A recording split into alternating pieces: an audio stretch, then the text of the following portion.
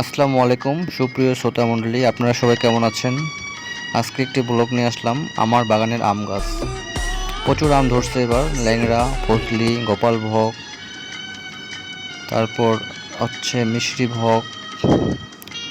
এগুলো আম আমার প্রচুর ধরছে, আপনাদেরকে দেখানোর জন্য শেয়ার করতেছি। তো আমগুলো পাকবে কিছুদিন পর। সবাইকে আমন্ত্রণ আমার বাগানের আম খাওয়ার জন্য। যারা যারা দেখতেছেন দেশ ও বিদেশের সবাইকে জানাচ্ছি আমার বাগানের আমের দাওয়াত। অবশ্যই আমগুলো অনেক মিষ্টি ও সুস্বাদু।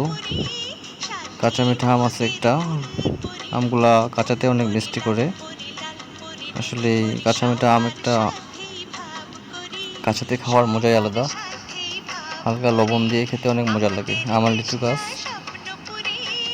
গাছটা অনেক ছোটই আছে, আস্তে আস্তে বড় হচ্ছে। সামনেবার আশা করা যায় লিচু ধরবে। মরিচের গাছ, অনেকগুলো কাজলি মরিচ ধরছে। তার পাশে হচ্ছে আতা নেওয়ার গাছ, আতা নেওয়া ধরছে কিছু। তো আমার বাগানে সম্পূর্ণ গাছই আছে। সামনে লাউ গাছ, কলা গাছ, পেয়ারা গাছ। তো আমগুলো দেখতে আজকে আসলাম, অনেক সুন্দর দেখাচ্ছে আমগুলো। নিচে কিছু পেঁপের গাছ লাগানো আছে ছোট ছোট, টমেটোর গাছ লাগানো আছে, বেগুন ধরছে কিছু গাছে, বেগুনে মূল আসছে। এই আমটা হচ্ছে কাঁচা মিঠা আম, আমটা বড় হয়ে গেছে। আমটা অনেকে কাঁচায় ছিঁড়ে খাচ্ছে বাসার। আসলে এই আমের সময় আম খাওয়ার মজাই আলাদা।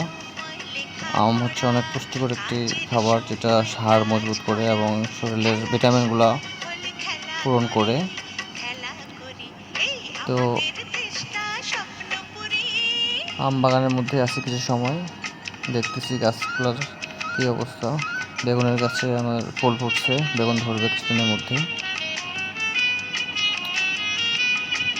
তো আমগুলো সবগুলো একই সাইজ হয়ে আছে, আসলে বিষ স্প্রে করা হয় নাই, যার কারণে আমগুলো সাইজ হয়ে আছে। একই পোকা আসে না অবশ্য আমগুলো মোটামুটি ভালো হয়েছে, থোকা থোকা আম ধরছে। আমগুলো আমি গাছগুলো নার্সারি থেকে নিয়ে আসে লাগানো হয়েছে। গাছগুলো অনেক ছোট থেকে আম দেয়। আসলে এখনকার ছোট গাছে আম চলে আসে। আগের সময় অনেক বড় বড় গাছ ছিল যেগুলোতে আম আসতো। তো ছোট গাছে আম পাওয়া যায়, নিচ থেকেই পাড়ে খাওয়া যায়। আসলে আমের সময়টা সবার জন্য একটা, জ্যৈষ্ঠ মাস মানে হচ্ছে মধু মাস। সব ধরনের ফল, সব ধরনের বাজারে আসে, যেটা সবার জন্য খাওয়ার জন্য উপযোগী হয়। আল্লাহর বিশেষ নেয়ামত যে আমরা ফল পাই জ্যৈষ্ঠ মাসে। অবশ্যই ফলমূল খাবেন বেশি করে, স্বাস্থ্য ভালো রাখার জন্য সবার প্রয়োজন। স্বাস্থ্য ঠিক থাকলেই সব কিছু ভালো লাগবে। স্বাস্থ্যটাকে সুন্দর রাখার জন্য আম খেতে পারেন বেশি বেশি। আমার আম গাছে সবগুলোতেই সমান সমান আম ধরছে, একই সাইজ।